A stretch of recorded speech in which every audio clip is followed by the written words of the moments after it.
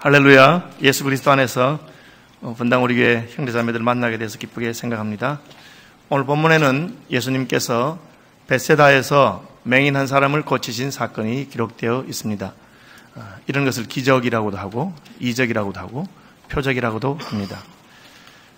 성경에 하나님께서 표적을 행하실 때, 예수님이 기적을 행하실 때는 크게 두 가지 의미가 있다고 볼 수가 있습니다. 하나는 이 일이 하나님께로부터 말미암았다, 하나님께서 하셨다 하는 것을 증거하는 것이죠. 다시 말하면 예수님이 표적을 행하시는 것을 통해서 예수님은 하나님이 보내신 분이다, 하나님의 아들이시다, 하나님이 보내신 메시아다 하는 것을 증언하게 됩니다. 세례요한은 예수님에 대해서 궁금한 것이 있어서 제자들을 예수님께 보내면서 물어봅니다. 우리가 기다리는 분이 바로 당신이십니까? 아니면 우리가 다른 사람을 기다리고 있습니까? 그때 예수님의 대답은 요한의 제자들에게 가서 너의 스승 요한에게 말하기를 소경이 보며 안전뱅이가 걸으며 가난한 자에게 복음이 전파된다고 하여라, 그렇게 말했습니다. 그 말씀은 예수님께서 맹인의 눈을 뜨게 하시는 것, 안전뱅이를 일어나 걷게 하시는 것이 바로 예수님이 하나님이 보내신 분, 하나님이 보내신 메시아라는 것을 증거한다 하는 것입니다. 그러므로 표적을 통해서 우리는 하나님께서 지금 역사하고 계시다 하는 것을 알 수가 있습니다. 홍해가 갈라지는 것을 통해서 하나님께서 자기 백성을 구원하시는 하나님의 큰 일을 행하는 것을 우리는 보게 되는 것입니다. 하나님이 땅을 진동하시고 하늘을 가르시는 것을 통해서 자신이 지금 여기에 계시다고 하는 것을 증언하고 계십니다. 두 번째는 무엇입니까? 두 번째는 표적을 통해서 하나님께서는 어떤 메시지를 우리에게 주십니다. 그래서 이적, 기적 이런 말을 쓰기도 하지만 표적이라고 하는 말을 쓰는데요, 표적이라고 하는 말의 표자는 사인이라는 뜻입니다. 그 표적이 어떤 표시가 된다 하는 것입니다. 그래서 영어로는 사인과 원더, 사인 앤 원더라고 합니다. 이것은 신기하고 놀라운 일이기도 하지만 또한 하나님의 어떤 일을 드러내는 것이라고 하는 것입니다. 가나 혼인잔치에서 물로 포도주를 만드신 사건은 일종의 표적입니다. 그것은 예수님께서 우리의 신랑이 되시며 천국의 혼인잔치를 기쁘게 하시는 분인 것을 증거하고 있습니다. 물이 포도주로 변한 것을 통해서 우리의 본질이 예수 그리스도로 말미암아 온전히 변화될 것을 우리는 기대하게 됩니다. 천국은 이처럼 예수님이 우리를 바꾸시고 변화시키셔서 기쁨과 즐거움을 주는 곳일 것이다. 주님의 사역은 슬픈 사역이 아니라 기쁜 사역이다, 그런 것을 우리에게 말씀할 수 있습니다. 보리떡 5개와 물고기 2마리로 5,000명을 먹이신 사건도 마찬가지입니다. 예수님께서는 요한복음 6장에서 너희 조상들은 광야에서 만나를 먹었지만 죽었다. 만나는 하늘에서 내려온 양식입니다. 그 하늘에서 내려온 양식을 먹고도 죽었지만 내가 너에게 주는 양식이 있는데 그 양식을 먹는 자는 영원히 죽지 아니할 것이다. 예수님은 보리떡 5개로 5,000명을 먹이시는 표적을 행하시면서 그 표적이 내가 바로 너희를 살리는 생명의 떡이다, 내가 바로 생명의 떡이다 하는 것을 증거하시는 것입니다. 맹인들의 눈을 뜨게 하실 때 예수님께서는 자신이 바로 세상의 빛이신 것을 증거하고 계시는 것입니다. 그래서 우리는 표적을 보면서 이 표적을 통해서 예수님이 우리가 기대하시는 그 하나님의 아들이시며 우리의 구주이시며 메시아이신 것을 믿게 됩니다. 또한 예수님이 행하시는 표적의 메시지를 통해서 하나님이 하시는 일은 어떠하며 하나님의 구원이 어떠한 것을 깨달을 수 있는 것입니다.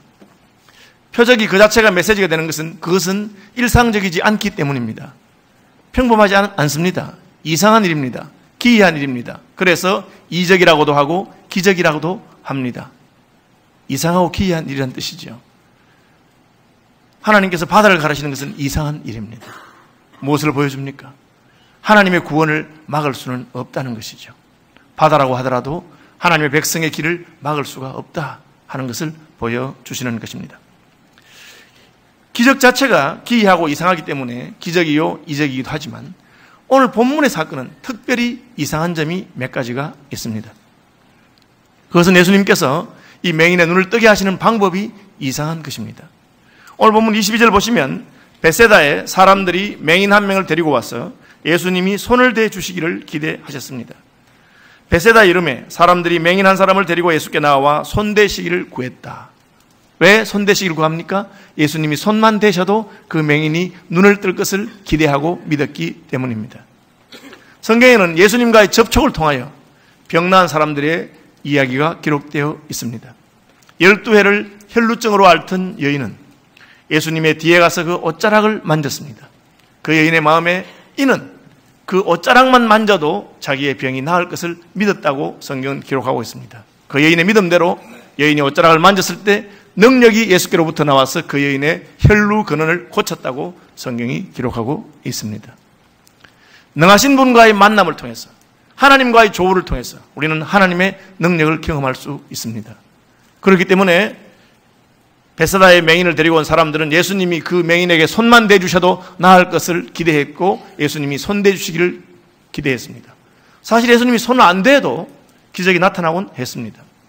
죽은 지 나흘이 된 나사로를 살리실 때 예수님은 손을 대지 않았습니다. 그냥 나사로야 일어나라 말씀하신 그대로 나사로는 무덤에서 배를 꽁꽁 동에 맨 채로 뛰어나오고 있었습니다.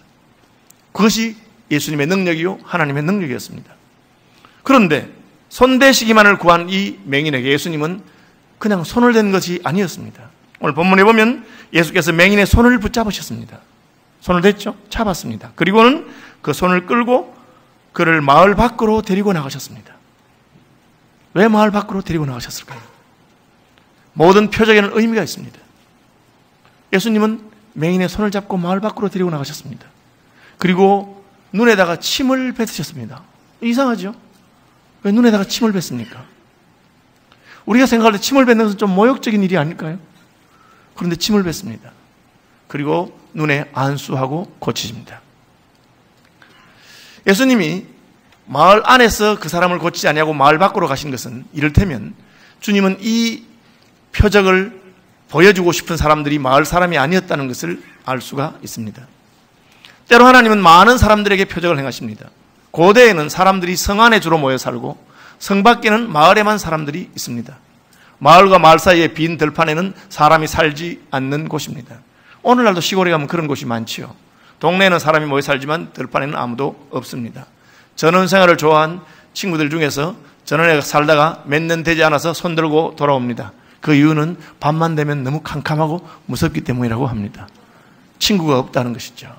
그래서 자연을 즐기고 산책하기 좋을 것 같지요. 전원에 가보시면 밤에는 무서워서 산책을 못하고 낮에는 농부들이 일하는데 산책하면 욕을 얻어먹기 때문에 산책을 하지 못한다고 합니다. 어쨌든 그냥 서울 주변에 공원이 좋은 도시에 분당 같은 데 사는 게 좋습니다. 오늘날도 이러할진데 옛날에는 더욱 그랬을 것입니다. 사람이 없는 마을 밖으로 가셨습니다.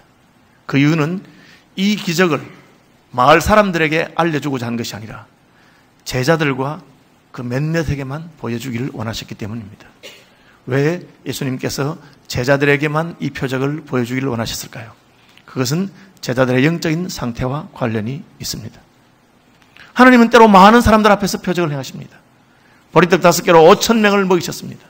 남자만 5,000명이니까 여자를 포함하면 10,000명일 것이고 아이들을 포함하면 20,000명이 될 것입니다. 홍해를 가르칠 때 이스라엘에 장정만 60만 명이 있었습니다. 여인들을 포함하면 120만 명일 것이고 아이들을 포함하면 200만 명이 될 것입니다. 그리고 뒤따르는 애굽의 바로의 전차부대도 있었습니다. 그 무수한 수백만 명의 사람 앞에서 하나님은 홍해를 가르쳤습니다. 때로 하나님은 많은 사람 앞에서 표적을 행하시기도 하십니다만 때로는 사람들을 물리치시고 몇 명에게만 표적을 행하시기도 합니다. 회당장 야이로의 딸을 고치실 때 예수님은 사람들을 내보내시라고 하셨습니다. 그것은 그 표적을 주고자 하는 그 교훈을 받고자 하는 대상을 예수님이 한정하신 것이기 때문입니다. 왜 예수님께서 그 대상을 한정하셨을까요? 오늘 본문을 살펴보면 우리는 그것을 알 수 있습니다. 27절에 빌립보 가이사랴에서 예수님이 제자들에게 사람들이 나를 누구라고 하느냐고 물어보셨습니다. 제자들은 세례 요한, 엘리야, 선지자 중에 하나라고 말했습니다. 사람들이 나를 누구라고 하지? 이미 예수님에게는 수많은 팬들이 있었습니다. 보리떡 5개와 물고기 2마리로 5,000명을 먹이는 기적이라든지 맹인이 눈을 뜬다든지 안전병에 일어나는 사건을 통해서 많은 사람들이 예수님을 따랐습니다. 일종의 팬클럽이죠. 사람들이 날 누구라고 하느냐? 예, 세례 요한, 엘리야, 선지자라고 합니다. 같은 뜻입니다. 선지자 중에 한 명이라는 것이죠. 예수님은 사람들이 랍비라고 불렀습니다. 랍비는 율법의 선생님입니다. 모세의 율법과 선지자들의 가르침을 백성들에게 설명해주는 선생님입니다. 랍비는 칭찬이고 랍비는 존경받는 칭호입니다. 그러나 선지자하고는 비교할 수가 없습니다. 랍비는 자기가 하나님께 계시를 받아서 전달하는 사람이 아닙니다. 선지자들이 한 계시를 풀어주는 사람입니다. 다시 말하면 선지자보다는 등급이 낮다고 할 수가 있습니다. 그런 예수님에게 랍비가 아닌 선지자라고 말하는 것은 그 사람들이 예수님을 존중하고 높여 평가했다는 뜻입니다. 예수님 그렇게 만족하지 않으셨습니다. 너희들은 날 누구라고 하느냐? 베드로의 대답이 나왔습니다. 주는 그리스도십니다. 마태복음에는 주는 그리스도시요 살아계신 하나님의 아들이십니다. 그렇게 말했습니다. 예수님 얼마나 기뻤는지 요한의 아들 시몬아 내가 복이 있도다. 이것을 너에게 알게 하신 분은 사람이 아니고 하늘에 계신 내 아버지시다. 그렇게 말했습니다. 여러분 예수님을 누구라고 생각하십니까? 인류의 위대한 스승이라고 생각하십니까? 세계 4대 성인 중에 한 명이라고 생각하십니까? 설마 그렇지는 않으시겠죠. 세상 사람들이 예수님을 존경받는 인류의 스승이나 성인이나 위대한 종교 지도자라고 생각하는 것은 잘못된 것이 없습니다. 그들은 예수님을 알지 못하고 만나지 못했기 때문입니다. 그렇지만 저와 여러분은 예수께서 바로 하나님의 아들이시며 하나님이시며 우리의 구세주이신 것을 믿습니다. 저들 입에서 자연히 그런 말이 나오는 것을 기대했을 것입니다. 그래서 예수님이 그 다음 질문했습니다. 그래, 너희가 나를 하나님의 아들이라고 하니 내가 할 말이 있다. 인자가 많은 고난을 받고 장로들과 대제사장들과 서기관들에게 버림받아 죽임을 당하고 사흘 만에 살아나야 할 것이다. 자기의 십자가를 이야기했습니다. 반응이 너무나 뜻밖이었습니다. 베드로가 아니되옵니다. 예수님 아니되옵니다. 죽으신다니요. 그게 무슨 말씀이십니까? 예수님은 베드로는 예수님의 말을 막았습니다. 그 말을 들은 예수님은 베드로에게 이렇게 말합니다. 사탄아, 물러가라. 너는 나를 넘어지게 하는 자로다. 내가 하나님의 일을 생각하지 않고 사람의 일을 생각하는구나. 이것이 예수님의 제자들의 영적인 상태입니다. 예수님의 제자들은 예수님이 선지자가 아니라 하나님의 아들인 것을 알았습니다. 하나님이 보내신 메시아인 것을 알았습니다. 우리도 그러합니다. 우리는 단순히 예수님이 인류의 위대한 스승이거나 세계 4대 성인 중에 한 명이 아니라 그분이 바로 사람 되신 하나님인 것을 알고 믿고 있습니다. 왜 주일에 예배하러 오셨습니까? 예수님을 만났기 때문에, 예수님이 어떤 분인지 알기 때문에 그렇게 하셨죠. 그런데 예수님은 그 고백의 다음 고백을 원하고 계십니다. 무엇입니까? 내가 이제 십자가를 지고 가려고 한다. 내가 이제 죽으려고 한다. 그런데 베드로는 막았습니다. 이것이 제자들의 영적인 상태입니다. 오늘 본문에는 안 나오지만 본문 앞에 있는 사건에서 똑같은 일이 있었습니다. 예수님께서 제자들에게 바리새인들과 헤롯 땅의 누룩을 주의하라고 했습니다. 여러분, 누룩은 아시는 대로 이스트입니다. 효모죠. 빵을 만드는 데 씁니다. 밀가루를 부풀게 하는 것입니다. 그 당시에는 공장에서 나오는 이스트나 효모가 없습니다. 다 가정에서 자기들이 발효시킨, 가정에서 채집한 효모를 가지고 빵을 부풀게 합니다. 예수님이 바리새인들의 누룩과 헤롯의 누룩을 주의하라 하니까 제자들이 생각하기를 이게 무슨 말이지? 우리가 빵을 만들 때 바리새인 집에서 나온 누룩이나 헤롯 집에서 나온 누룩을 가지고 빵을 만드는 것을 기뻐하지 않으시는가? 어떻게?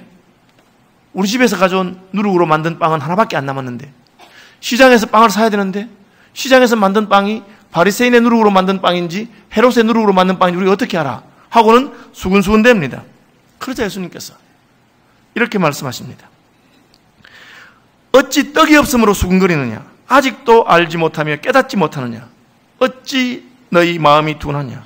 너희가 눈이 있어도 보지 못하며. 이 말씀입니다. 눈이 있어도 보지 못하며. 눈이 있어도 보지 못하며 그렇게 말씀하셨습니다. 제자들의 상태는 눈이 있어도 보지 못하는 상태와 같았습니다. 왜요? 예수님이 누룩을 말하니까 빵 이야기인 줄 알고 있는 것입니다. 누룩이 빵에 관한 이야기입니까? 아닙니다. 예수님 말씀하신 누룩은 바리새인들의 교훈, 헤롯 당들의 가치관을 말하는 것입니다. 바리새인들은 겉으로는 잘 믿는 척하지만 겉으로만 그렇고 그 속은 하나님에게서 멉니다. 그것을 우리는 외식이라고 합니다. 헤롯 사람들은 권력을 추구하고 세상에 좋은 것들을 추구하는 사람입니다. 그들은 성공하고 출세한 사람들 같아 보이지만 하나님 보시기에는 실패한 사람입니다. 정욕과 탐욕을 말하는 것입니다. 예수님 말씀하신 바리새인들의 누룩이나 헤롯의 누룩은 외식과 탐욕을 주의하라고 하는 말씀입니다. 그런데 제자들은 그것을 어떻게 알아들었느냐? 빵이 부족한 것을 말하는 줄 알았습니다. 예수님께 답답하셨습니다. 너희가 눈이 있어도 보지 못하는 사람 같구나. 그때 마침 어떤 사람들이 한 맹인을 데리고 왔습니다. 주님께서는 그 맹인을 고쳐주셨습니다. 그런데 그냥 고치지 아니하시고 마을 밖으로 데리고 나가셔서 제자들이 보는 곳에서 고쳤습니다. 그리고는 평소와는 다르게 고쳤습니다. 평소에는 손만 대면 눈이 떠집니다. 말씀만 해서 눈이 떠집니다. 왜요? 그분이 하나님이시기 때문에 그렇습니다. 그분이 바로 세상의 빛이시기 때문에 바로 고칠 수 있습니다. 그런데 이번에는 그렇게 하지 않습니다. 예수님이 침을 뱉습니다. 안수하십니다.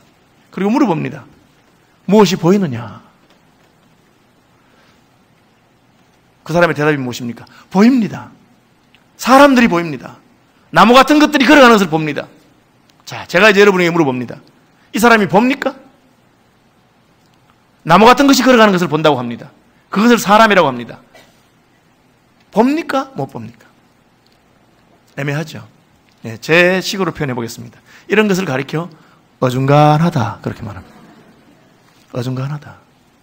보는 것 같으면서도 보는 것 같기도 하고 안 보는 것 같기도 한 것입니다. 안 보는 것은 아닌데 제대로 보는 것은 아닙니다. 누구의 영적인 상태와 같습니까? 제자들의 영적인 상태와 같습니다. 주님을 따라 나섰습니다. 그러나 주님의 가르침을 절반밖에 못 알아듣고 있습니다. 바리새인들의 누룩을 조심하란 말을 떡의 문제인 줄로 생각하고 있습니다. 예수님이 누구냐고 물으니까 하나님의 아들로 메시아로 고백했습니다. 그 메시아가 십자가를 지려고 하니까 지지 말라고 말립니다. 왜? 어떻게 하나님의 아들이 사람에게 죽임을 당할 수 있겠습니까? 오늘날도 그렇게 주장하는 분들이 있더라고요. 한때 통일교에서는 예수님이 한을 품고 죽으셨대. 하나님의 아들이 이 땅에 왔는데 무식한 놈들이 예수님 십자가에 못 박아 죽였으니까 예수님이 한을 품고 죽으셨는데 그 예수님의 2000년 한을 풀어드리러 오신 분이 문 선생님이다. 그렇게 말씀하더라고요. 뭘 좀 아는 것 같으면서도 어중간한 거죠. 네. 죄송합니다. 저희 업계에서는 이런 사람들을 어중간하다고 합니다. 목사들 세계에서 하는 말이 그냥 알고만 계세요. 목사들이 제일 힘들고 골치 아픈 교인이 누구냐? 목사가 되고 싶어서 신학교를 졸업했다가 그만두고 장로 되신 분. 왜? 신학 공부를 했기 때문에 성경도 알고 신학도 알고 잘 압니다.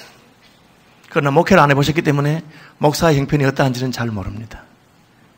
그래서 목사님이 설교를 하거나 목회를 하면 옆에서 훈수는 잘 두십니다.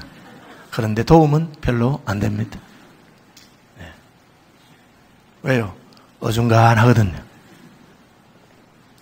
예수를 안 믿는 것도 아니고 예수님을 안 따르는 것도 아닙니다. 예수님을 따라다닙니다. 그렇지만 예수님이 기대하시는 수준에는 이르지 못했습니다. 예수님께서는 내가 떡 5개를 5,000명에게 떼어줄 때에 조각 몇 바구니를 거두었으며 7개를 4,000명에게 떼어줄 때에 조각 몇 광주리를 거두었더냐? 아직도 깨닫지 못하느냐? 떡이 무엇이 중요하겠느냐? 떡이 있고 없고가 무엇이 중요하겠느냐? 하나님의 나라는 먹는 것과 입는 것에 있지 않다. 이날까지 나를 따라다니면서도 내가 누룩 이야기하면 떡인 이야기인 줄 아느냐? 눈이 있어도 보지 못하는구나. 답답하다. 그렇게 말한 거죠. 제 친구 중에 아들 둘을 입양한 친구가 있습니다. 저는 그 친구가 존경스럽기도 하고 좋아서 자주 입양 문제에 대해서 이런저런 이야기를 합니다. 입양하면서 제일 좋았던 게 뭐야? 좋은 사람들 많이 만난 거야. 한국에도 참 좋은 분들이 많아서 입양하는 분들도 있고 뭐 그렇게 이야기를 합니다. 특별히 기억이 나는 분이 있어. 입양한 분은 아닌데 내가 특별히 기억나는 분이 있어. 누군데? 부산에 계시는 할머님인데 이분은 입양 안 하셨지만 애들을 열 몇 명을 키우고 계셔. 그래? 어떻게 애들 열 몇 명을 키우게 되셨대? 그러니까 이야기를 해줍니다. 이 할머님에게 딸이 하나 있었는데 이 딸이 불치병에 걸렸습니다. 그래서 죽게 되었습니다. 그렇지만 딸도 예수를 믿고 어머니도 예수를 믿습니다. 믿음 안에서 죽음을 담담하게 받아들였습니다. 어머니가 딸에게 걱정하지 마라 얘야. 나도 나이가 많으니까 얼마 있지 않아서 널 따라갈 테니까 그냥 천국에서 날 기다려라. 어머니 염려하지 마세요. 저는 예수 믿고 오늘 죽어도 천국 갈 것을 믿어요. 그래서 죽음이 두렵지 않아요. 그렇게 서로 위로하면서 사는 어머니였습니다. 그런데 하루는 이 딸이 갑자기 대성통곡을 하는 것입니다. 그래서 엄마 마음에 제가 믿음으로 잘 견디다가 그래도 젊은 나이에 세상을 떠나게 되니까 너무 마음이 벅차서 마음이 견딜 수 없어서 그렇게 우는가 보다. 달래줘야 되는데 엄마도 속이 상하니까 그냥 달래지 않고 책망을 했습니다. 이거사 왜 울긴 왜 울어? 우리가 예수 믿어서 구원받았는데 살아 예수 죽어 천당 아니냐? 나도 나이 많으니까 곧 따라갈 거야. 울지 마! 이랬습니다. 그러니까 이 딸이 정색을 하고 어머니를 쳐다보면서 어머니 왜 그러세요? 내가 지금 죽는 게 겁이 나서 우는 줄 아세요? 저는 예수 믿고 오늘 죽어도 천국 갈 걸 믿기 때문에 죽는 게 하나도 두렵지 않아요. 저는 지금 천국에 소망이 있는 사람이에요. 그럼 왜 울어? 그러니까 딸이 이렇게 말합니다. 우리 반 애들, 그 딸은 교회 주일학교 반사였습니다. 자기가 죽어서 천국 갈 것을 확실히 믿기 때문에 죽는 것도 두렵지 않은데 내가 죽고 나면 우리 반 애들은 누가 돌보나. 그 친구들의 영혼을 생각하니까 눈물이 터져나온 것입니다. 그 이야기를 듣고는 어머니가 미안하기도 하고 할 말이 없어서 울지 마라 얘야. 이 애미가 늙었긴 하지만 너네 반 애들 내가 다 돌봐줄게. 걱정하지 마. 그래서 딸에게 그 반 애들을 출석부를 받고 연락처를 받아서 집집마다 찾아가기 시작했습니다. 부산의 산동네에 주로 딸 애가 전도한 애들이 있었는데 가보니까 어느 집 문을 두드리는데 안에 무슨 기척이 있는 것 같은데 문을 안 열어줘요. 그래서 계속 문을 두드리다 밀어보니까 문이 열려 들어가 보니까 애 하나가 죽어가고 있습니다. 아무도 없어요. 어른 없고.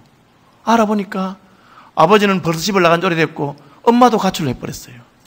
애가 먹을 것이 없어서 집에 있는 거 다 먹고 먹을 게 떨어지니까 하루 굶고 이틀 굶고 사흘 굶고 힘이 빠져서 지금 죽어가고 있는 겁니다. 그래서 그 애를 자기 집에 데려왔습니다. 그런 애가 열 몇 명이야. 부모가 없으면 차라리 입양도 할 수 있고 고아원에 갈 수 있는데 부모도 있어. 호적에는 있는데 실제 돌보지 않으니까 그런 버림받은 애들이 있는데 그런 애들을 키우고 있대요. 할머니가 다른 건 괜찮은데 무슨 애들 모욕시키기 힘들다면서 제 친구 보고 한 달에 한 번씩이라도 목욕탕 좀 데려가달라. 그래서 만나게 됐다고 합니다. 자, 그 이야기를 듣고 가슴이 뭉클하더라고요. 참 주님이 기뻐하시는, 주님이 기대하시는 주일학교 교사가 이런 분들이나 이럴까 그런 생각이 들었어요. 아니 내 자식 우리가 얼마나 아끼고 사랑합니까? 내 자식을 위해서 무엇을 주어도 아깝지 않은 것이 부모 마음 아니겠습니까? 그런데 하나님의 자녀들을 위해서는 어떻게 하고 있습니까?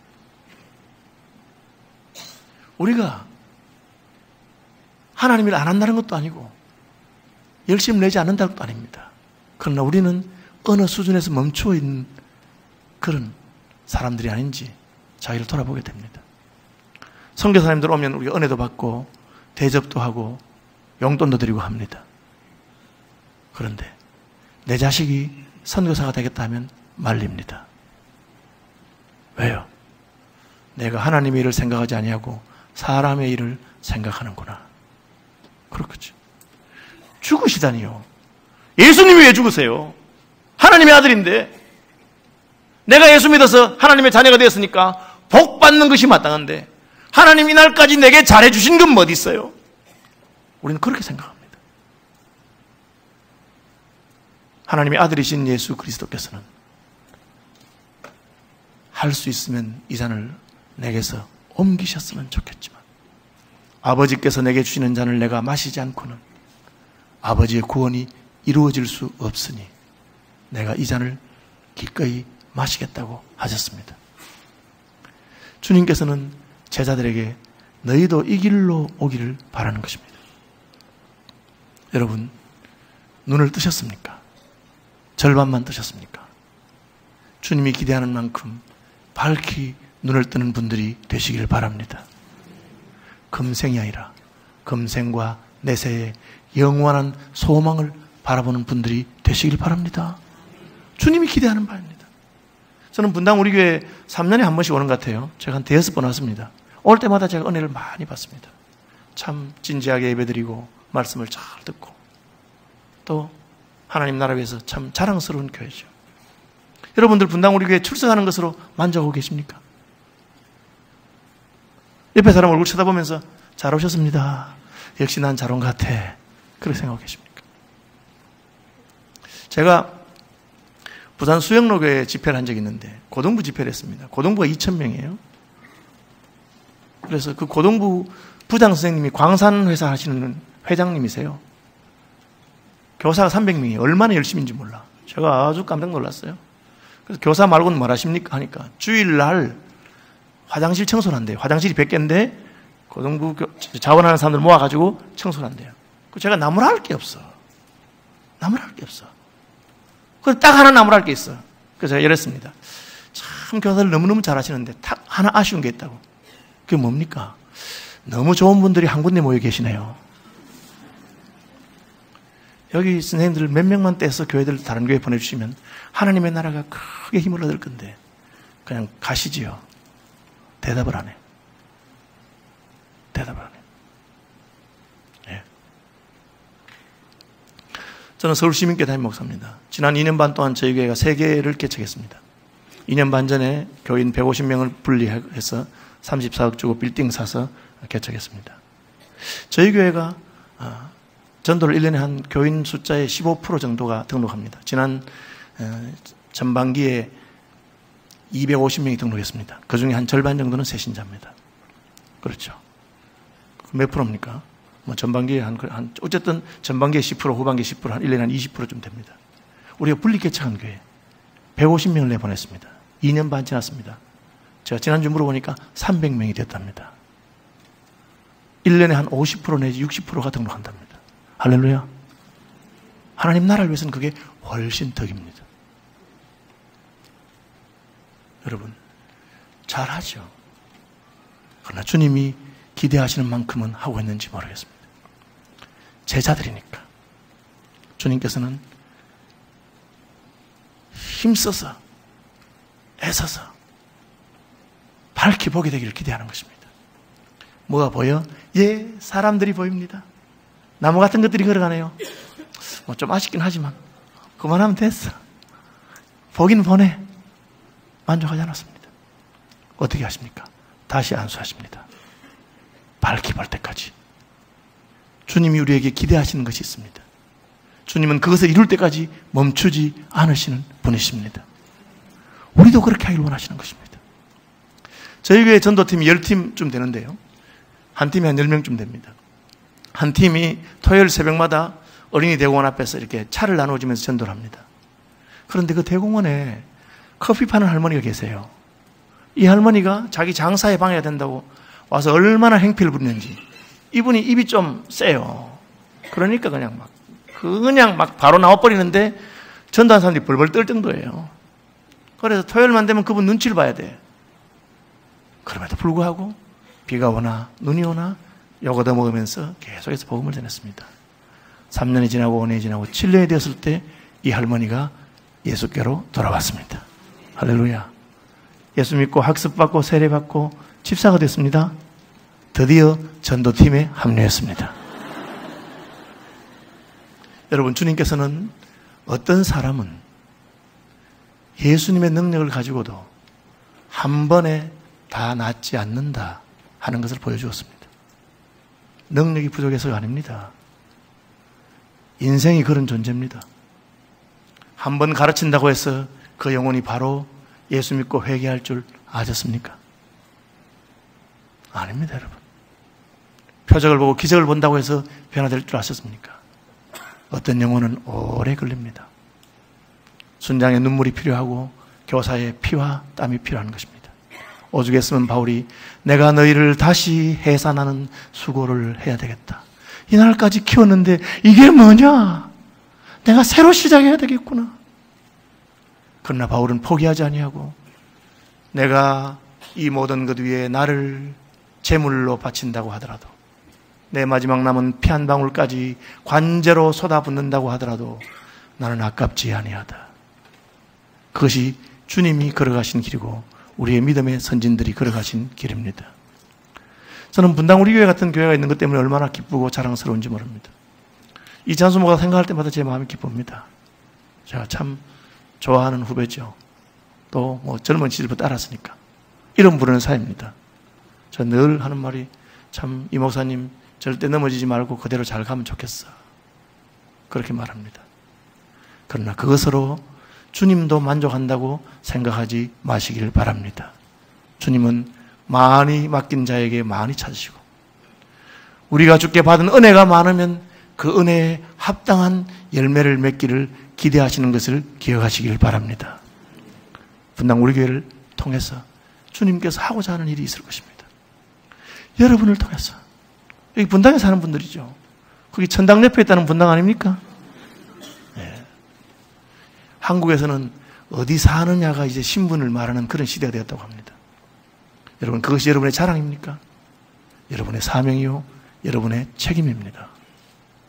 주께 받은 은혜를 자랑할 것이 아니라 주께 받은 말할 수 없는 은혜를 가지고 내가 주를 위해서 얼마나 쏟아 부었는가를 생각하는 분들이 되시기를 바랍니다. 우리 합심해서 기도하면 좋겠습니다. 주님 제 눈을 열어서 주님이 보시고자 하는 것을 보게 하여 주시옵소서. 주님 절반만 보는 사람이 아니라 밝히 보는 영혼이 되게 하여 주옵소서. 한 영혼이 주께로 돌아오는데 주님도 침 뱉으시고 안수하시고 물어보시고 또 안수하셨던데 사명을 감당하는 일에 중도에서 포기하지 아니하고 끝까지 나가게 하여 주시옵소서. 한번 합심해서 동성으로 기도하겠습니다. 오 존귀하신 아버지 하나님 우리를 불쌍히 주여 저희를 도와주시옵소서. 아버지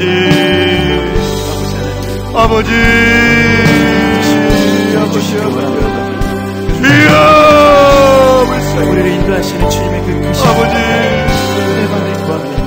아버지 오 하나님이여 이 목사를 이기시고 용서하여 우리를 원하시는 주님 우리의 눈을 열어 아버지 하여 주시옵소서. 우리의 귀를 열어 주옵소서. 듣게 하여 주시옵소서. 아버지 인도하여 주셔서 우리로 하여 주님을 온전히 이 시간에 주와 함께 길을 걸어가는 아버지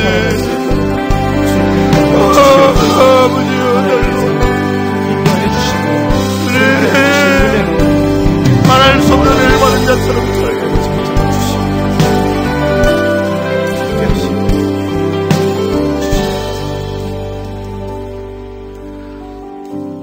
존귀하신 예수님, 저희를 구원하기 위해서는 자기를 비워 종의 형체를 가지시고 죽기까지 복종하셨으니 곧 십자가의 죽으심이라고 하셨는데 우리도 주의 제자가 되었으니 누구든지 내 제자가 되려거든 자기를 부인하고 자기 십자가를 지고 가라고 한 그 길 걷는 믿음을 허락하여 주시옵소서.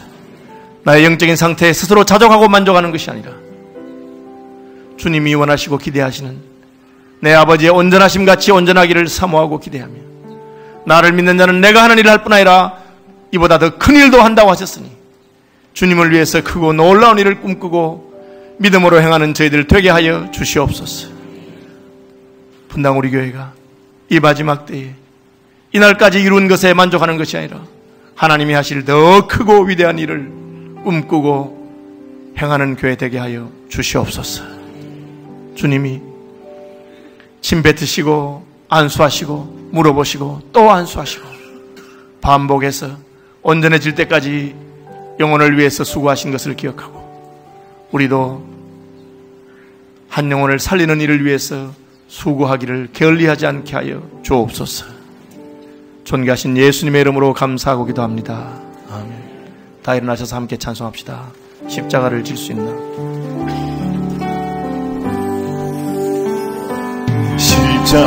십자가를 질 수 있나?